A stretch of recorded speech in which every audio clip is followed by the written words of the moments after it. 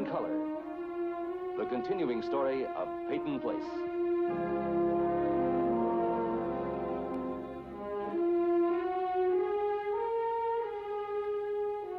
Starring Dorothy Malone as Constance Mackenzie, Ed Nelson as Michael Rossi, Ryan O'Neill as Rodney Harrington, Barbara Parkins as Betty Anderson, Tim O'Connor as Elliot Carson, Christopher Connolly as Norman Harrington, Patricia Morrow as Rita Harrington, James Douglas as Stephen Cord.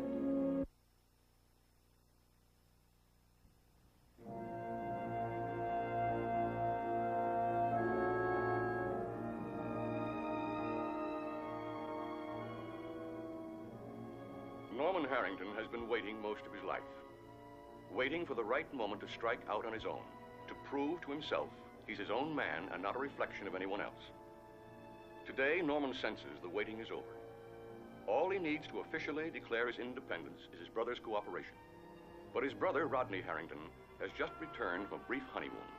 Norman knows that Rodney's desire to cooperate will be based on Rodney's own assessment of the needs of his new family. Well, you're late again, Mr. Harrington. What's your excuse this time? I guess I didn't hear the alarm go off. Oh, well, welcome back to reality. Thanks. I think. How was the lake? What lake?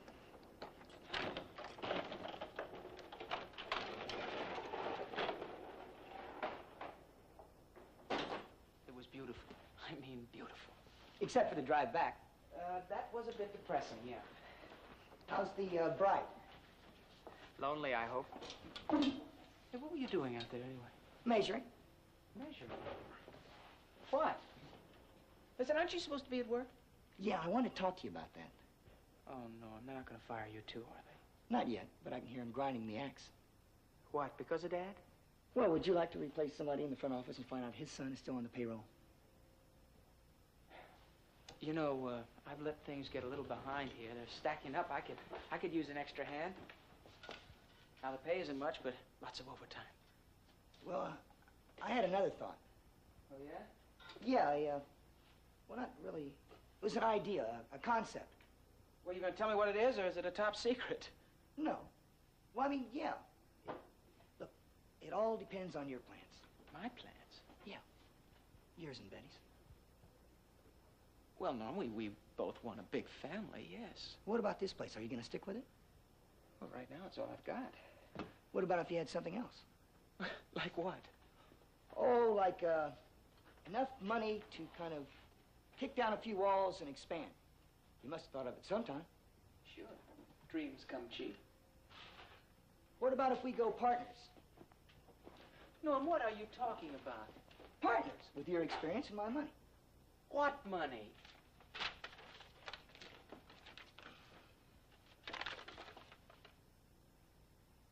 Oh, boy. That is a lot of money. I don't know what we did to deserve it. Maybe it's because we got cut out of the will. From Grandfather. My way of Eddie Jacks. And don't ask. All I know is it's Rita's and mine. Norman, it's great. I mean, it's great. Yeah, and it was wrong the way Grandfather squeezed you out of the will. This is... Well, now that I'm loaded, and being from a long line of financial wizards, I'm looking for a wise investment. No, hold it. Hold it. Wait, Rod? How about bikes? Huh? Not bicycles, but motorbikes. We can move them, especially here. This is where all the action is. On the wharf, the shoreline, the school. And I know we can move them at college. I know we can. No, Norm, no. Why not? You know how to tear them down. I can learn. We can remodel a place. That's what I was thinking about out there waiting for you. Grandfather left that money to you for a reason, not to sink into this place with me. Don't you remember the lectures he used to give me when I got it in the first place? He'd eat it up. The two of us making a go of it together. Have you talked to him? No. I called the clinic, but they didn't put it through. Well, did they say he was worse? No, I asked. They just said they wanted to keep things quiet for him. Okay. Okay, I know what you're going to say. You're going to say it's a rotten idea. It's worse than that. Well, I'd say the same thing if it was the other way around. But look, I know how we both feel about independence. But you've got somebody else to think of now. Your wife. Oh, look, you know... Wait, Rod. Look, you don't have to answer it now. You don't have to. Just think about it for a while. Think about that big family you want and how much they're gonna eat. And welcome to the club, brother.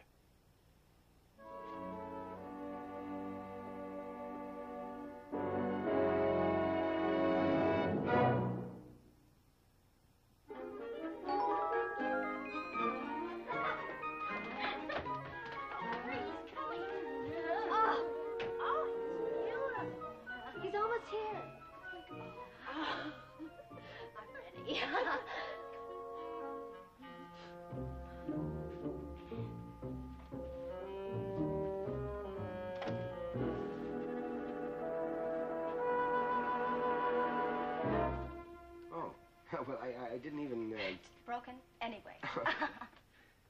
Oh. I'm Dr. Ross. That's perfectly all right. Thank you. Won't you come in? Yes, thank you very much. I would like very much to introduce to you two of my very best friends.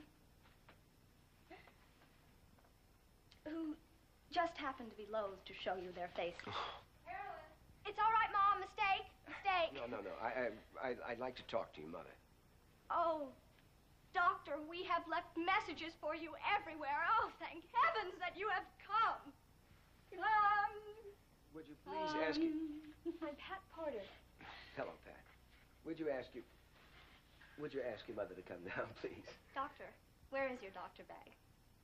If you are a doctor, that is. Well, I assure you... I'm Lydia. Hello. It's so difficult to know just where to begin, Doctor. But I'll take a stab at it. Please do. My prenatal experience was fraught with darkness. Your mother.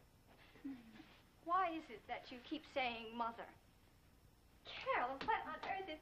Hello. Oh, Dr. Rossi. Mother, I would like very much for you to shake hands with Carolyn and Pat and Lydia. We've met. Well, I'm sorry I didn't hear the doorbell. I was upstairs. Well, it doesn't seem to be working anyway. At least that's the report. Mother, Dr. Rossi has come here to All right, talk... Carolyn. No, all right. no, it's all right. It's about the Carson house. Oh, groovy.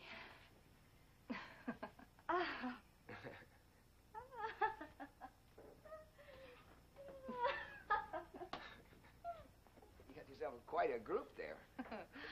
Only Carolyn is mine. Okay, Doctor. Thank you. Thank you. Well,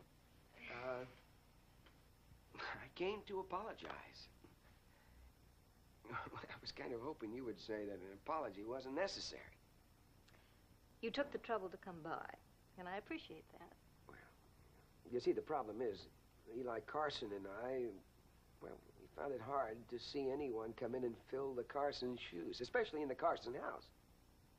I understand. See, it's kind of a problem that belongs to Eli Carson and myself, and it isn't... Well, it's not fair of us to... Well, to make it your problem, too. You know, I'd be a very good tenant in that house. Yes, you would. Well, I'm not really in real estate.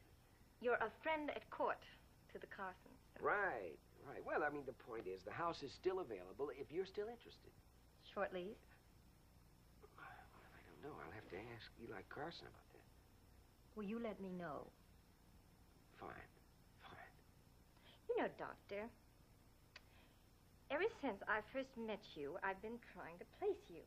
You know, I thought I had seen you at the hospital. Weren't you in the ladies' auxiliary or something with the... No. I don't like hospitals. Oh. You'll never know how I had to force myself to go there to see you. Oh, well, I talked to Joe. That was a good talk, but I'm not quite sure how fruitful it'll be. I understand. Well, thank you for trying. No, that's all right. I just wish I could have operated on or delivered some of your friends or something. Well, that's all right. Well, at least we've met now. Isn't it strange that we didn't meet before in a small town like this? Yes, it is.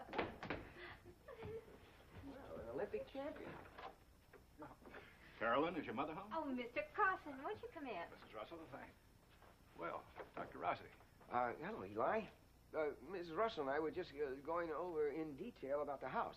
Connie and Elliot's house. Yes, I know the house very well. As a matter of fact, I came over to talk about the house, too. Good idea. I have the lease here. Mrs. Russell, Dr. Rossi and I have decided that you and Carolyn Would suit the house very well. Right. Suited well. Well, Mr. Carson, I'm just delighted. Now, you understand this is just for the summer. Just for the summer. Well, good luck, huh? Thank you.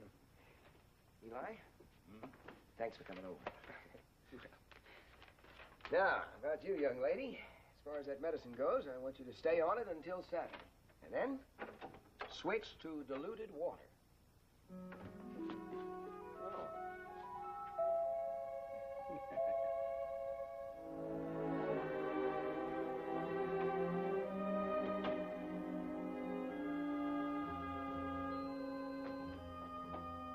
All right, now, Mr. Carson. Yes, this is just the ordinary short-term lease. Won't take long to read it. I see.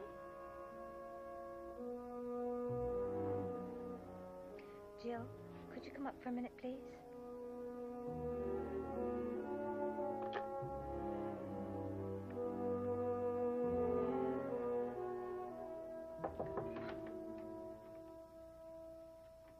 Mrs. Winter, are you all right? Oh, yes, thank you for coming, Jill. Do you want me to put on the lights? No, please. I've got a splitting headache. Shall I raise the shade? No, everything's fine, really. You sure? There's nothing I can get you or nothing I can do for you? No, it's just a headache. Just that every time I go to move. Would an ice bag help? I think it would. I'll just be a minute. Jill, Yes? would you fill in for me? What? Would you go along with Reverend Winter in my place? Well, gee, I don't know. I mean, I've never done that before. Well, I know that making rounds isn't a pleasant chore. Well, it's not that. It's Reverend Winter they really want to see. But he does need someone to make notes of the things they ask of him. Well, I'd be happy to do it. It's just that, well, when I'm sick, I don't want anyone to see me until I'm okay. You sure they wouldn't mind me, a stranger, seeing them? I'm positive. I'll get that ice. Jill, you will go, won't you? I'd be happy to, Mrs. Winter. Thank you.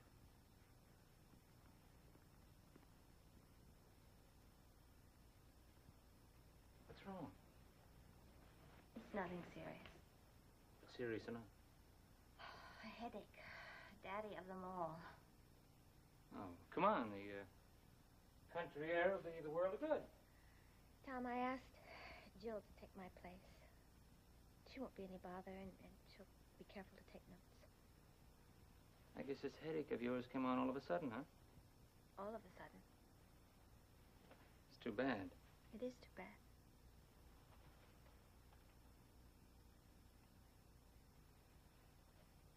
It's important to me to have you along on these tours. People who are bedridden can't get into town to see me. They like to see the minister and his wife. There's something positive about it, something healthy.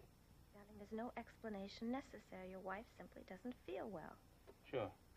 It's not very nice of you to be hostile to someone who's in pain. Why don't you pretend that I'm one of your ailing parishioners and try to lift my spirits? You don't have a headache, and you know you don't. You don't get headaches, remember? I've got one now.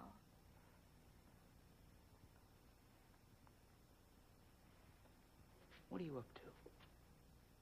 Nothing. Why are you faking? Not faking. Excuse me. Oh, thank you. I hope you feel better. I'll get my coat. Is it worth it? All this pretending and deceit? Does it all give you pleasure?